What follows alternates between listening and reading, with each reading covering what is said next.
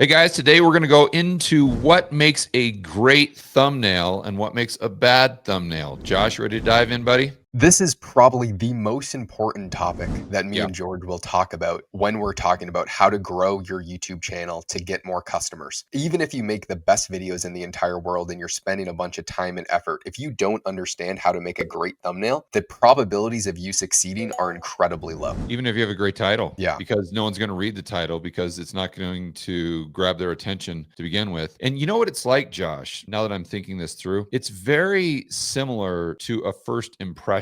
Like, remember the last time that you went on a blind date? For anyone out there, it might have been years ago or whatever, but you remember. And when you're sitting down in that cafe waiting for the girl or the guy to show up, the second they walk through the door, whether this is right or wrong, who cares? It's just the way we're hardwired as human beings. The second they walk through a door, based on how they look, you're going to make a snap judgment on them. Or let's say you're an employer and you're hiring people and they're coming in, you've got some great resumes. So you set up job interviews. The second that person walks through the door, you're making a snap judgment based on the way they look and the way they carry themselves. And if that snap judgment is, yeah, that girl's not going to work for me, or there's no way I would date that guy, or there's no way I would hire this person as an employee, like they're done. Like that's where it ends.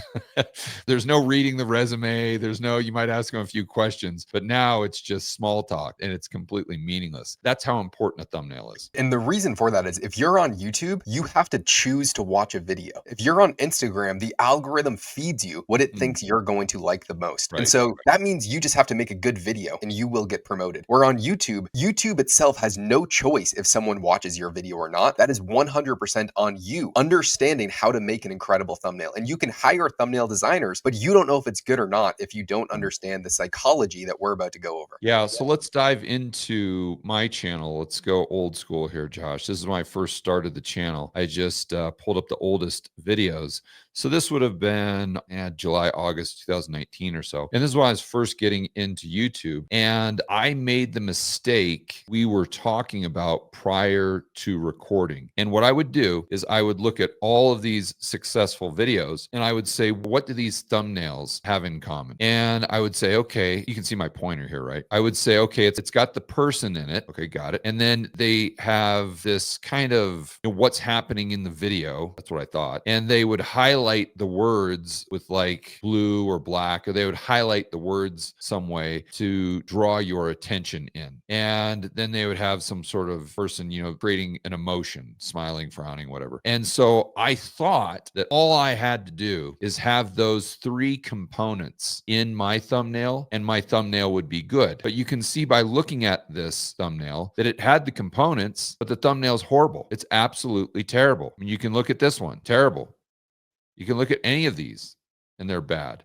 And remember back in the day, you might not even remember this, Josh, but back in the day, that was the real popular thing to do, was highlight person in the thick yet white lines so they really stand out and pop. So I remember this thumbnail specifically right here, the one I'm pointing at. And I remember I think it's probably Danny, to do that because I just saw all the other videos that got a lot of views. That's what they did in the thumbnails. So I just like, well, I'll do that in the thumbnail and then therefore my thumbnail will be good. And here again, you know what can see another the trend was, terrible. George? Where people would do a super crazy face because they would see like Mr. Beast or something. Yeah. Like And so that. I'm sure everyone's seen a thumbnail that is absolutely ridiculous that Right. you're thinking like, why the hell would someone dehumanize themselves like this? Because that's what the YouTube Dehumanize.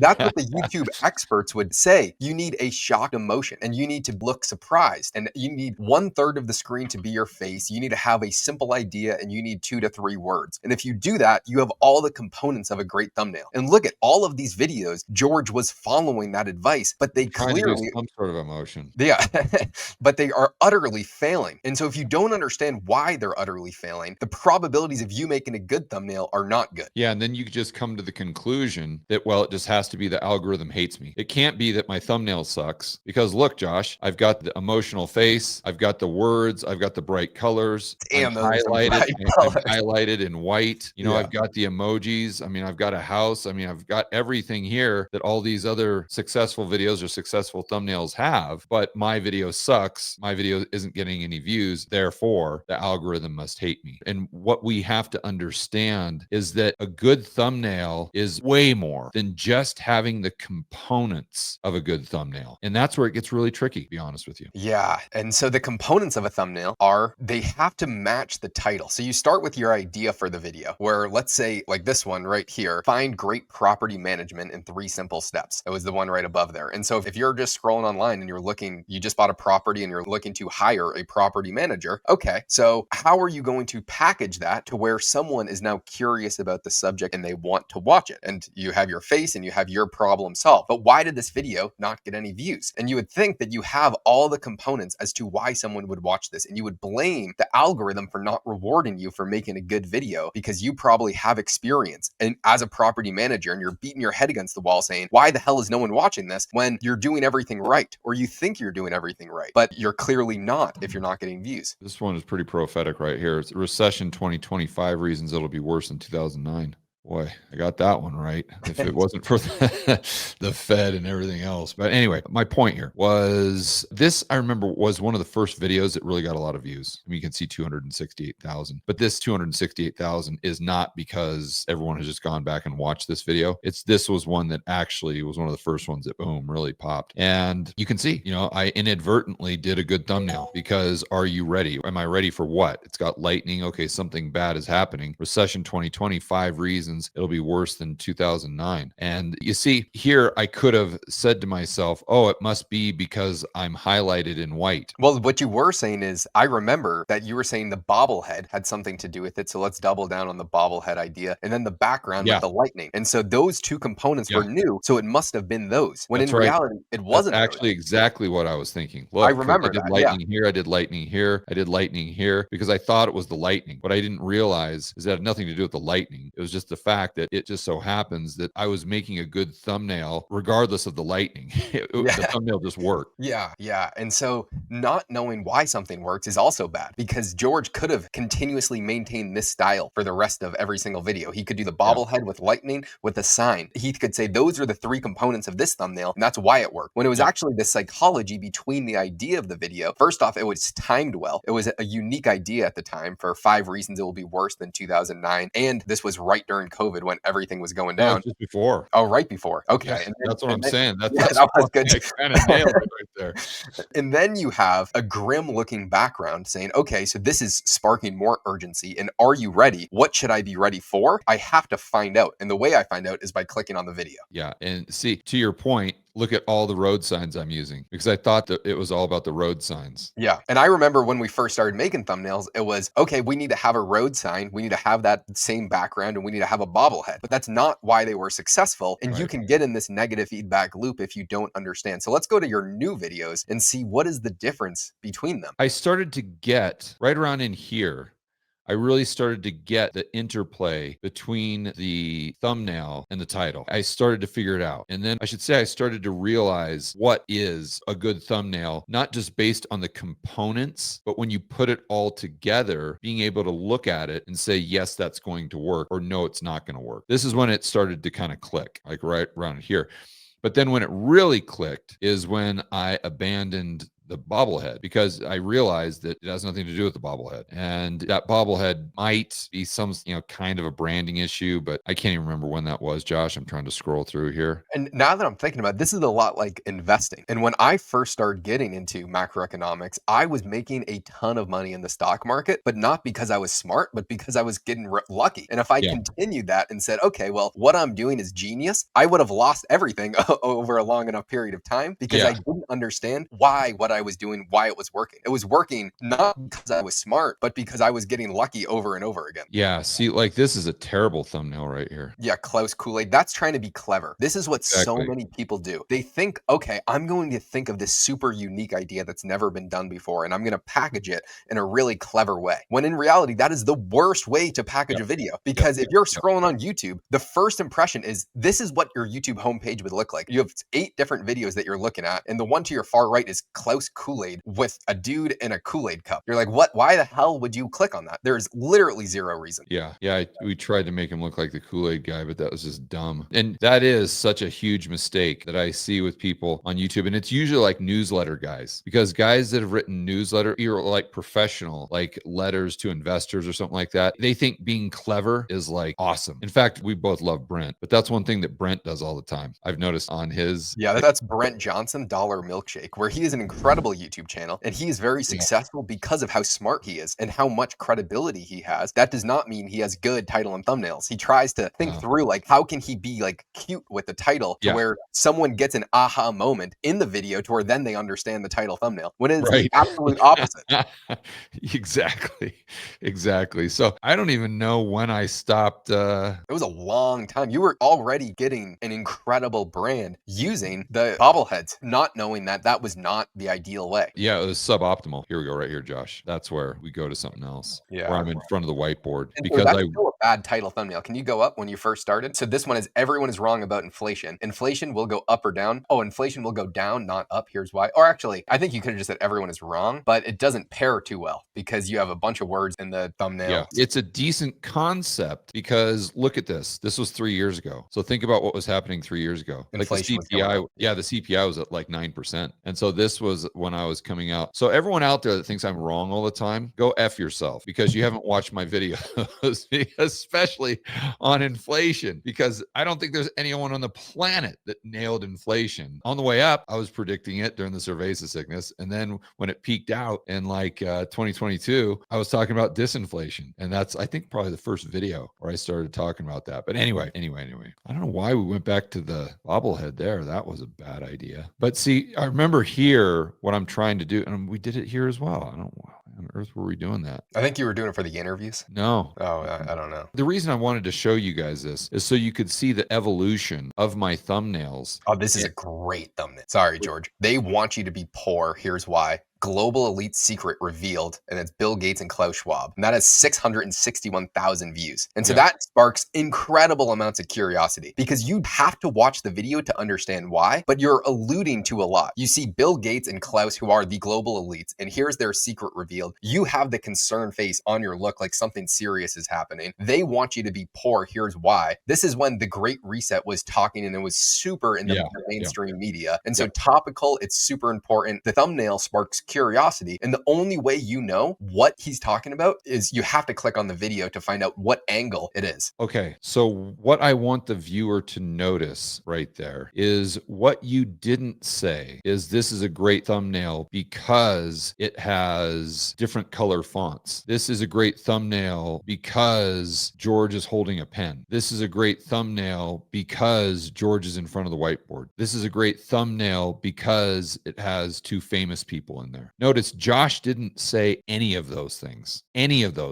But the biggest mistake I see new people make is when they analyze a thumbnail, that's how they analyze it. They analyze it, and I'm going to say this over and over and over again because it's so important. They analyze it through the lens of the components of the thumbnail, as opposed to analyzing it through the lens of why this thumbnail would incentivize you to click. Why does this thumbnail and title create curiosity? Why does this title and thumbnail create that tension that needs to be relieved? And the only way you can relieve it is by clicking on the video. Those are two completely different mindsets. And in order to create good thumbnails, you have to have the right mindset. I think that's really what it's all about, Josh. You have to have the right mindset. And so many amateurs, including me, as you can see, when I first started, my mindset was just, let me analyze the components and just make sure I have those components. You know, another good example of that, Josh, when I first started doing videos, in the description of the video, I wanted to make sure that I said the keywords in the title like at least 5 times. So I'd like keyword stuff the description of the video with the keywords that were in the title. And I thought, oh, this is going to make the video great, or this is really going to get the attention of oh my gosh, Josh, I've got this keyword in here 10 times in the description. That's really going to get the attention of of the algorithm because I was looking at through the lens of, components, like they're Lego pieces. Instead of sitting back and looking at the entire puzzle, I was kind of missing the forest for the trees. Yeah, and that is so common. And now I'm growing kind of the agency that we have. Every single week, I'm negotiating with companies that do hundreds of millions of dollars per year. And I need to break down why we're doing what we're doing. And most companies that I'm talking to, they have no idea what get views and what don't. And they think the brand colors, that they need to have the exact same branding on every single thumbnail. And they need to have their company's logo in every single thumbnail, or it's a terrible video and we can't post it. And this is going to mess up their investors. Like, that's actually what every single one of these companies are super concerned about. When I'm thinking, hey guys, you are hiring us to get you results, to get you as many views as humanly possible. The only way we can get views is if someone clicks on the video. And if you don't understand, so now my job is training these marketing companies and these bigger brands as to why we're doing what we're doing, because they think it's counterintuitive when the only thing that matters is, does someone click on the video or don't they? And so a real tactic that you can do right now, and this is what I do with our clients, is I say, okay, let's open your YouTube app and let's go through the last 5 videos that you watched. Because if we do that and then we think through the psychology of, okay, why'd you watch this video? Because when you're on YouTube, we have a dozen options for videos that you can see, but you're clicking on a video for a reason. So I'll break down the psychology of why you watched the last 5 videos that you clicked on. And then we'll go through if you watched the whole video or not. And I'll break down for you why you clicked off. Because if you understand why, then we can curate videos that people click on and they watch together to where we're always on the same page. And there's never been a time where any client or any person has a video that they clicked on anything similar to the videos that they make or that they were making before. Yeah, right. And what they think that matters doesn't, because they are their ideal audiences. They are the wealthy individuals. And I'm saying you are watching the opposite videos that you're telling me not to make. So what does that say about you? You're watching the opposite of the videos they're telling you to make. Yeah. And so there's a reason why you don't get results, and find out what you watch and you can make better videos like that. Yeah. I think that's a great way to start the process, is just go through YouTube every night at dinner and just scroll through and just ask yourself, why did I just click on that video? Like, why did I just click on that video? So let's look at this one, Josh. This is the last whiteboard we did. So if you clicked on this video, and if you watched this video of mine, did you do it because the thumbnail had a red arrow? Did you do it because the font was yellow? Did you do it because I was pointing at a whiteboard? No, you didn't do it for any of those reasons. You did it because something caught your attention. It was probably the red arrow, but the red arrow going up, and oh my gosh, more inflation, because everyone's worried about that right now because of what has happened over the last 5 years. So that's all those things combined, and the way they're set up in that layout is what grabbed your attention. And then you look at WTF. So it's like, okay, there's something happening here that is confusing. Okay, that grabs my interest. The government just announced not price controls, but reverse price controls. So now all of a sudden you're like, what? Like, I don't even know what that is. Like, what the hell is a reverse price control? So you see how we've gone step by step through that process, and you get people to click. And this was uploaded just a day ago. It's got 140,000 views. So that's an analysis of a thumbnail, where again, most people analyze the thumbnail by saying, oh, well, I've got to wear a white shirt, or, I've got to have a red arrow, like we said, a red arrow, or I've got to have someone famous yelling. No. You could do those exact same things and your thumbnail would suck, because it's not and they do all those things. The combination of everything isn't achieving the objective. It isn't achieving what is necessary in order to get someone to click. I'll show you guys something really quickly that you don't have to reinvent the wheel every time too. Once you start to build momentum, you can take the same concepts that work and replicate them over and over again. This is someone that I work with, Jeff Snyder, and we're going to look, what are the most popular videos? Swiss Central Bank just sent a huge warning to the world. The Swiss, the flag, and WTF just happened. Look at this one. Swiss Central Bank just sent a warning to the world. This one got 600,000 views. Or no, originally, this is the first one we did. And then we just doubled down on that format the next time something happened in Switzerland, and we replicated the exact same video. Look at these two. But see, that can lead to problems. Yeah. Because if you don't know why the thumbnail performed well, then you're going to come to all the wrong conclusions. Like, I did at the beginning, that it was the bobblehead. And so And so I've what got yeah. to have a bobblehead. See, the level of expertise you have makes all the difference in the world because you know the real reasons, not Yeah. the imaginary reasons. You know the real reasons why that thumbnail did well. But you know what I'd point out, Josh, is look at the second best performing video. Mhm. Did not have a Swiss banker on it. It had Jeff. Yeah. And it had Walmart. And it has a slightly different font. That font's bold print.